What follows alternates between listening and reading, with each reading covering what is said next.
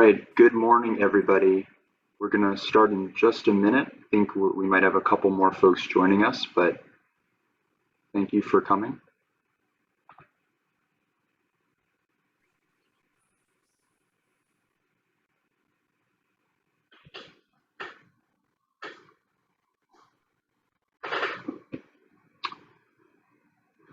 All right, I think we can go ahead and get started. So good morning again, everybody, and welcome to what we're calling a civic education opportunity that's hosted by the NAACP of Cleveland and Third Space Action Lab. I'm Benjamin Collinger. I'm a member of the Third Space team and wanted to welcome Will Tarter from the Center for Community Solutions, although he's here in his personal capacity. Right, Will? He's going to give us some background about the state of our sports stadiums and the research that he's been doing about this really timely issue.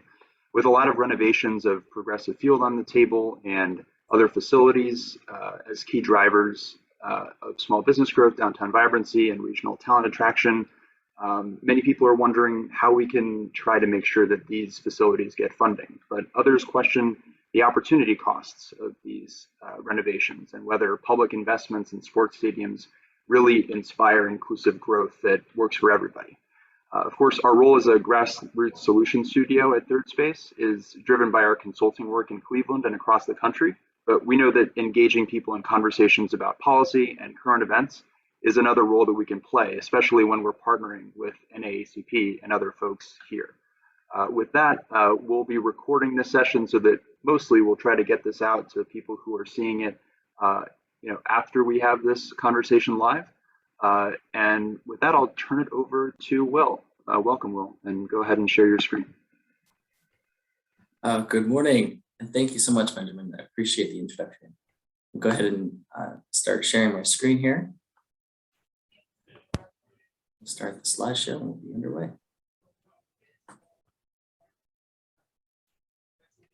All right, great. Well, thank you again, Benjamin, for the introduction, and thank you all for joining this morning. I'm excited to be able to share this information with you. There is a lot of conversations about the relationship between public funding and some of our capital projects, and this includes the stadiums. And so I wanted to kind of bring everyone up to speed in terms of where are we at and how do we get here. And I've been following this issue for the past few years, and so I wanted to kind of share what I had learned just as a private citizen, in hopes that that would help other citizens to follow along with the legislative process that is currently underway. So again, my name is Will Tarter. I'm here just as a private citizen, not representing my employer. I want to just thank Third Space Action Lab and Cleveland Branch NAACP for their support of this idea to really offer this civic education opportunity. As I said, this is volunteer for me. I'm just wanting to do this because I wanted to share this information, because I think that it's so important for us to, as the general public, to be able to follow along as these conversations take place. And we are really thankful, I'm really thankful that these organizations have expressed a desire to be a destination for civic information on this particular topic and many others of vital importance. So thank you to them for their support. As a concerned citizen, I've attended almost every meeting of the Gateway Economic Development Corporation for the past 6 years, just trying to follow along on this topic ever since I was introduced to it a few years ago. And so the goal of this presentation is just to educate others, and may have seen different things in the media along the way, but it'll be really helpful to understand how some of these decisions fit together and the puzzle that they form. They're each individual pieces and they form a larger puzzle. That's one of the things I kind of want to share that big picture today. It's my goal to just educate others about the role that some of the public sources play. And so we can hopefully have some more clarity as things get deliberated. Now, just for sake of clarity, this presentation is going to focus on public funding for Progressive Field and Rocket Mortgage Fieldhouse. But for Cleveland Browns Stadium, there are multiple additional funding layers for the city of Cleveland, so we won't necessarily get into those today. We're just going to focus on Progressive Field and Quicker Loans Arena. The city of Cleveland is the landlord for Cleveland Browns Stadium, whereas Gateway Economic Development Corporation is the landlord for the two other facilities. And we're also going to focus just on maintenance as opposed to the construction costs and bonds construction bonds and stuff like that. So we're just going to focus on like maintenance and the role that public funds play in those conversations. And so you say, okay, what is Gateway Connect though? They're a nonprofit that owns both Progressive Field and Rocket Mortgage Fieldhouse and leases facilities to the Indian Scout Guardians, Cleveland Cavaliers, respectively. That is what's listed on their website. For those who might not be familiar with the composition of Gateway, they have 5 board members. 2 are appointed by the city, 2 are appointed by the county, and 1 is a joint appointment between the city and the county. And together, this nonprofit employs a staff that helps with the actual maintenance on those facilities. So just for some general terms, the Progressive Field lease currently ends in 2023. The Quicken Arena lease, now Rocket Mortgage Fieldhouse, ends in 2034. And the reason why it's 2034 is because that lease was extended 7 years due to the Q transformation deal. Now, it's important to note here that the Q transformation deal was like a renovation of that facility. And so the funding for that, including like hotel bed taxes, admissions taxes, leftover funding from the convention center, is completely separate from the sin tax, which is for major capital repairs of the facility. So it's important to make that designation. And as I said, the Brown Stadium is owned by the city of Cleveland and has additional funding revenues to maintain that facility in addition to the sin tax. But the lease, just for everyone to know, ends in 2029, according to different media reports. And I have sources for all this information. It's all public available. You'll see that in the bottom of the slides. All right, so just to set the stage, currently taxpayers were responsible for major capital repairs / call it maintenance over $500,000. So any maintenance over $500,000 that's capital related, taxpayers are on the hook for. Procedurally, the teams, just typically I should say, the teams submit the capital reimbursement items. Then Gateway Economic Development Corporation, which I just mentioned, reviews those reimbursement requests, and after analysis, and they have an analysis process that they undertake. If it's approved, then they forward that to the county.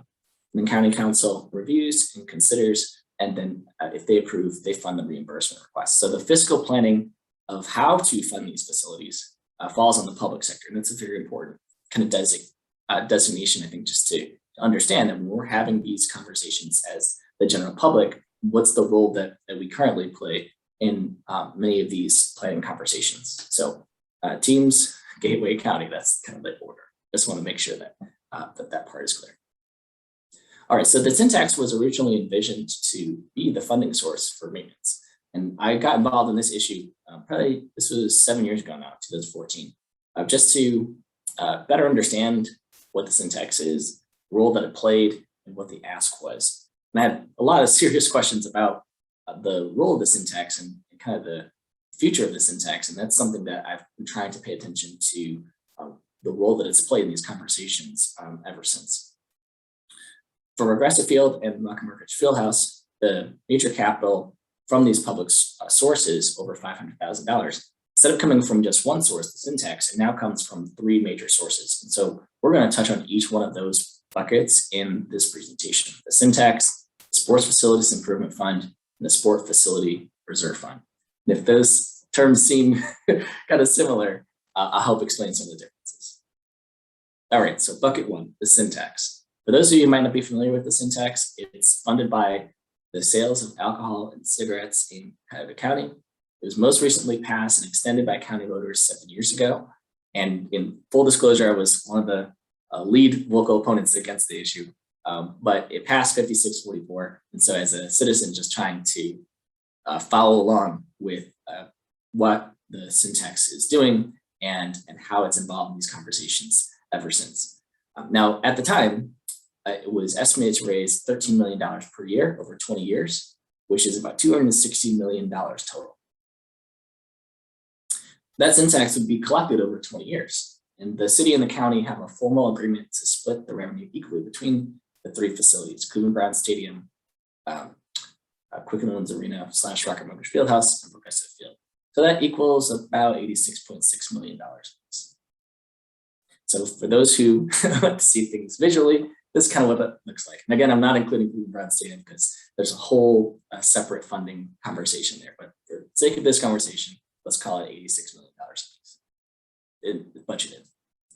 Now, the sin tax revenue has actually come in stronger at $14 million a year, even during a pandemic. So the split of the monies could actually be higher than what is was actually projected. So what I did was I assumed that $14 million would remain constant, and that is about $93 million for each team, or for each facility, not teams, but $93 million for the facilities itself. But again, that's an estimate because who knows how the rates may fluctuate over time. In fact, smoking might decrease over time, hopefully, but we'll see. All right, 6 years ago, a list of major capital repairs was prepared by the teams for the next 10 years, and these were just estimates. And so for each of the facilities, it was like $55 to $65 million for those 10 years, and 61 to 67 for Pressfield. Now, these are just estimates. Back at the time, these are draft estimates. And so it's helpful for me to try and understand kind of what is the projected amount to be spent per year in major capital repairs. And why is this important? Well, because in looking at the legislation that is going to be considered, the estimated amount that is budgeted for major capital repairs is something that has been discussed. It was discussed at the City of Cleveland hearings a few days ago. And so that's something that is helpful in trying to kind of understand exactly how much is going to be prepared to be spent in the coming years, and then how best to prepare for those numbers that we know are coming. And so you say to yourself, okay, well, $55 to $65 million, 61 to 67 over 10 years. What does that look like? It looks like this. Remember, $93 million was supposed to last for 20 years. And we know that the major capital repairs is between like 55 and 65 or so. And so you're like, okay, that's not enough. Right, exactly. And that's one of the things that it's like, okay, what are going to be some other ideas for how to fund these costs that we know are coming? And that's something that has taken place over the past few years, and that's what we're going to get into today. All right, so just real quick about the sin tax, we're going to stay on that bucket one for just a moment. In 2015, after the sin tax passed, the county issued about $60 million in bonds to help pay for these repairs. $23 million went towards reimbursement on Quick Loans Arena, and again, so that's $23 million in the first kind of year or two, and then $37 million went towards capital maintenance of Progressive Field. So kind of right off the bat, $60 million gets used up to reimburse the teams for major capital repairs. Again, these are sources that are publicly available. All right, so what does that look like? Again, this is just the first 2 years, and you can see that there's a significant chunk that's kind of already been taken out in sin tax allocations.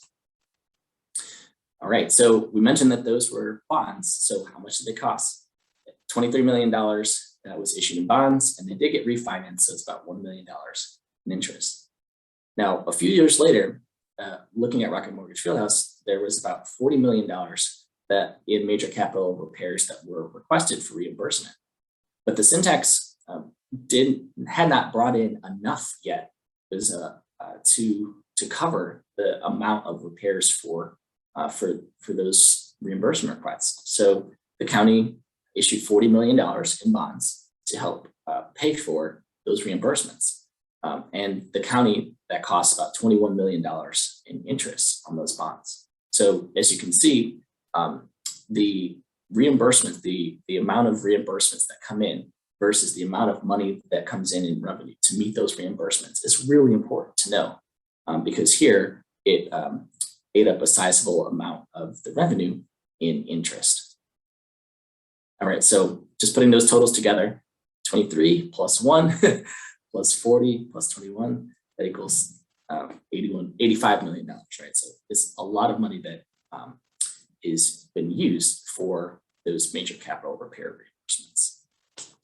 All right, so just looking at Progressive Field now, Progressive Field allocated $37.4 million in sin tax for those first 6 years. So just looking at this graphically, as you can see on the left, again, it's about $85 million or so, including the principal and the interest. And then the Progressive Field used about like $37 million in reimbursement requests.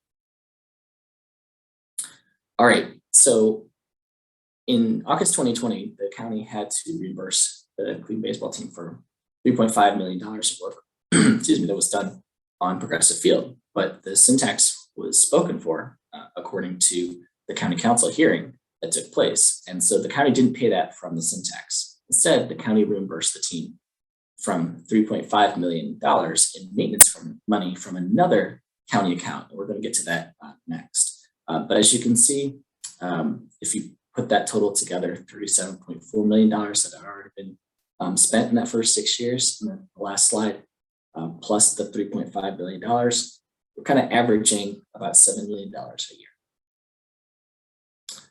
All right, now you say, well, what was that fund that was used to reimburse that $3.5 million?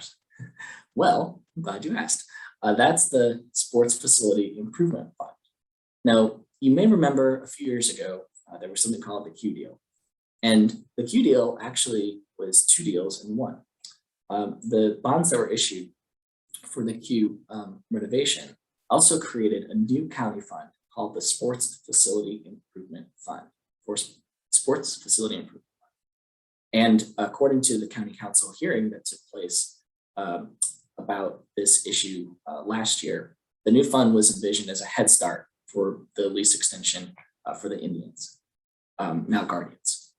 The fund accumulated about $5.6 million in 3 years so far. And so the county took out $3.5 million from this fund. This was approved by county council in August 2020.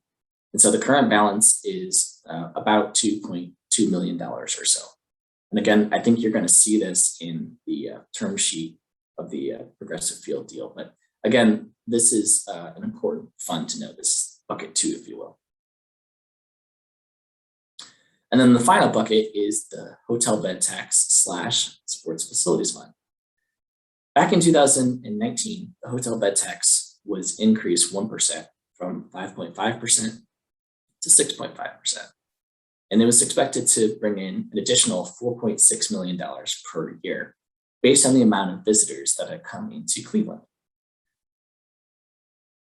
How is that $4.6 million going to be split up? That $4.6 million that comes in from the hotel bed tax would go to the county's general fund. And then from the general fund, 1.6 of that 4.6 would go towards Destination Cleveland / the Rock Hall for the induction ceremony, which happens every other year. And then $3 million or 60% of this 1% increase would go towards this sports facility reserve fund, which could be used for stadium maintenance. All right, so that's a lot of words. What does this look like in graphic form? Here it is, 1% of the hotel bed tax that goes up to the general fund, and then 60% goes to the sports facility reserve fund, and then 40% to the Rock Hall induction ceremony. Now, back when the visitors into Cleveland was really high, the projection was $1.6 million to the Rock Hall and $3 million to the Sports Facility Reserve Fund. In actual, so far, because of the pandemic, it's been $723,000 for the Rock Hall and $1.07 million for the Sports Facility Reserve Fund in 2020. In 2021, just kind of extrapolating based on what things have looked like so far, you're looking at about $1 million for the Rock Hall induction ceremony and $1.4 million for the Sports Facility Reserve Fund. So it's not quite where it was in 2019. And according to an article in Cleveland.com, the visitors numbers aren't expected to recover fully until 2024. And so that's an important thing to try and understand, is what is going to be the expectation for those hotel bed tax revenues in the next few years, because they are projected to play a role in the proposed legislation that we see today. So things that I'll be watching over the next few weeks. One is this hotel bed tax revenue question that we just talked about in terms of what is the projection on revenue to come in over the next year or two. I'm also going to pay very close attention to the sin tax revenue and the remaining balances, because that's something that we need to kind of understand is, all right, if the sin tax revenue is being repurposed, if you will, for the deal here, then what will be the plan for maintenance on future requests that come in for Market Mortgage Fieldhouse, and what if the rates of reimbursement are higher than projected? Where would those monies come from? So these are the types of questions that I hope to answer by watching the hearings over the next few weeks. And I have other questions, but I won't include them in the presentation today. All right, so what's the schedule and the timeline of the progressive field legislation? So today is the committee on the whole meeting. That is at 10 o'clock this morning. So for individuals who are interested in watching, you can go to youtube.com/Cuyahoga County, and the video will be broadcast there. And then there is a proposed schedule, another committee on the whole meeting that is hopefully going to be proposed for next week, and then possibly another hearing later this month. And then we'll see about second reading if it's referred out of committee, or and then adoption if it passes out of committee. But again, all this is subject to change if additional committee hearings are scheduled, because there's a lot of questions. This is a large expenditure of money, so it's going to be very interesting to understand exactly not just where we are, but how we got here, and then the role that these revenues play in the proposed legislation, which I hope to better understand over the next few days, and then maybe decent to like this again. All right, so I know that was a lot in 25 minutes, but again, I wanted to just kind of help people to understand what is the current funding mechanisms. And so as we deliberate on what the future should look like in terms of our tax dollars, it's helpful for citizens to at least be aware of how the structure is currently set up, how that's changed over the past year and a half, and then the role moving forward, especially since we're still in the middle of the pandemic. So again, thank you for the opportunity to present today, and I'll turn it back over to Ben. Well, thanks so much for presenting and for giving us all of that really useful information and context about the deal and the tax revenue and all of the numbers behind it. I think it's a really good place for us to start. And obviously, this isn't the end of the conversation. We're thinking about doing a second one of these where we talk a little bit more about the impacts of this, how much we should be willing to pay to get what kind of benefit, et cetera. And I want to open it up to questions in a second, but before I do, just wanted to start that conversation by asking you one question, which is, what really is the return on the taxpayer's investment for this progressive deal from your perspective? And what has it been in the past deals? And kind of more generally, how much economic benefit from your perspective do we need to see in order to justify the opportunity cost? Well, I think one of the biggest things in all of this is what the expectation is of our tax dollars. What things do we prioritize? And I think that that's a question that as taxpayers, we kind of need to ask, what are some of the pressing issues of today? And I think especially during the pandemic, we think about some of these larger issues and how to balance the issues of our day that are currently, right in our face. We're talking about, major issues around, safety and education and public health. But then you look at also kind of longer term questions in terms of the decisions that we're making today. We are going to live with these decisions for the next 10 to 15 years and possibly longer. And so it really depends on who you ask if the investments are worth it. Some people will say, well, these are public assets and want to preserve them, and others are saying these dollars could be used elsewhere. That's not really the point of today's presentation. Today's presentation was not so much to really get into the argument of whether or not people think it's worth it or not, but I really want people to kind of understand that these are our tax dollars, and as citizens, it's important for us to be paying attention. So whether you think that these are something that's really important, needs to be taken care of right away, or something you think it's like, okay, we need to think differently about the way things have done as opposed to just doing what we've always done, then that's a question I think that is meant to be deliberated in these coming weeks. And so it's not an answer to your question in terms of if I think it's justified or not. But I think that one of the major things that I think has been important is that when I'm talking about this issue, if I can share what I know, and then other people can understand that, then they can then say, okay, well, I am okay with this part, but I might not be okay with this part. So like the hotel bed tax, for example, is a great example. I actually was open to the idea of increasing the hotel bed tax because that was something that I was like, okay, well, people are coming to the stadiums, and that's a way to recycle it in. But again, these are type of questions that I think helping to understand the structure of it can help people make their decisions on how they feel about it.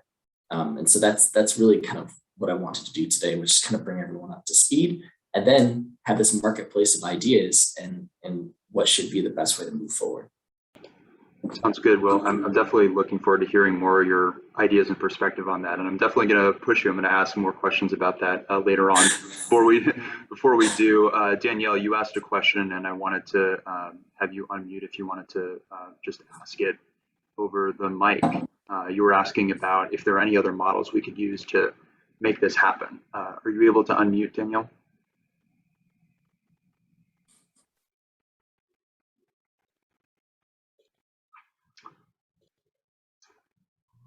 How about you try one more time?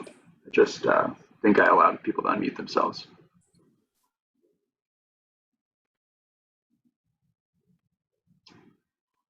Well, while we're working on that, Will, any thoughts on Danielle's question? Like, what other models could we consider? Well, I think one of the things that I have tried to understand a little bit more is the impact here locally, because I try my best to look at a local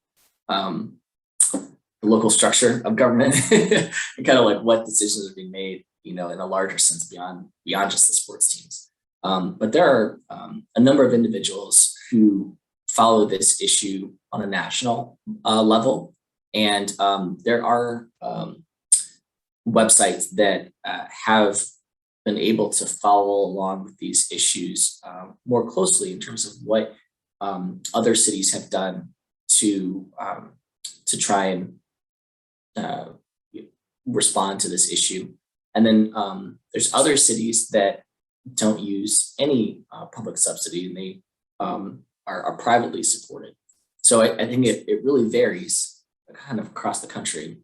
But there's individuals who have looked more closely at this issue kind of more nationally, and so I would refer people to them on that.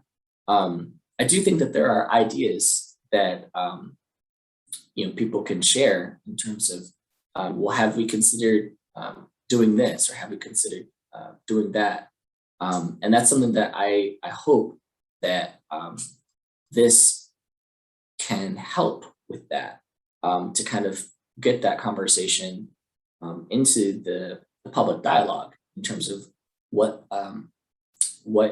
best practices are out there, what ideas are out there that perhaps can be considered, as opposed to saying like this is the way we've always done it, and this is the way it should be moving forward. And so yeah, so that's really what I would say to that is to defer to people who looked at this nationally, but invite the public conversation about how best to move forward, because this is something that I think is a really important public conversation. Got it. We've got another question, and they're asking if it's possible to make a simplified bullet point sheet that can guide regular citizens to vote in their best interest. People who don't necessarily attend public meetings, read public minutes, or follow how elected officials vote. I guess that's kind of getting to the broader question of how do we make sure that this process is transparent, people know what's going on, and there's some kind of accountability. So any thoughts on that and like the role that that's played in past funding rounds of stadiums or this one? That's where I think local media has and can continue to be very helpful in this conversation, to be able to kind of look at the decisions that are being made as they happen. One of the things that I think is helpful kind of as advocates is that sometimes we can read a news article and it's one news article. We'll read another news article, it's another news article, because it's literally reporting. And then if we as advocates, it's like, okay, we've been following this issue for a long time as well, we can help kind of stitch those together and be like, here's how those things are related. That is something that I think is and can be very helpful. So just kind of understanding, what I call the bigger picture. And it's like, so that when these decisions are made moving forward, we not just understand the what, but we kind of understand the why. And when you're talking with people, who are in positions where they can make decisions about this, that's helpful to everyone, because it's like, okay, these are the decisions that I made, and this is the reason why. And the public can have dialogue of like, well, have we considered doing this? Have we considered doing that? And then here's the reason why we went with this, and here's the reason why we didn't. So it's like, these are the types of conversations that I think can be helpful. Now to the question about a bullet point, kind of sheet. I'm not 100% certain, because, I think the news is helpful, to this. And I know that there are great, reporters who are trying to follow on this, but it's like, as citizens, if we can, in conversation kind of help people to understand, well, here's a decision that, I agree with, and here's the reason why. And people say, well, why did they do this? And then, each one teach one. That was the phrase I was taught, in college. Each one teach one, each one reach one. I think those are the public conversations that can be helpful. And if we put together, something that a bullet point that can help people understand it, then I think that's awesome. But whether it's in video form or in one-pager form, if we can, as citizens, kind of try our best to be informed and follow along these processes, I think that that's beneficial for everyone. Definitely. Well, looks like we got a couple more questions, and then we'll probably wind down unless other folks want to jump in. But the first one is, if these are public assets, is it possible for us to establish profit sharing for the private profit that's generated by the sports franchises that goes back to the city and the county? And the questioner is wondering if that's been done anywhere else in the country. So I have to admit that, that I'm not sure. I have to admit, but I don't know. I'm not really sure, because there are national, folks who I think have followed this and can talk to some of the models that are out there. One of the things that I think can be helpful is the conversation actually that you mentioned earlier about like, what's the return on the investment? So like one of the things that I'm passionate about is public transportation. because public transportation provides a really solid return, on public investment. So I think that's something that for me is really important, and to kind of understand what's the return that we're getting. And I think that that's one of the things that you're going to see over these next few weeks, is people asking the questions, well, what is the return on the investment? And I think that's a great question. I'm not familiar with that, because at least here locally, but I would definitely be interested to see if there's something like that out there. Makes sense. Well, that's definitely something that I guess we'll probably be looking into as we continue this debate. But I'll just add one final question that we've got. The questions are we already using these kinds of mechanisms to fund more proximate quality of life priorities like housing and infrastructure, parks and green space?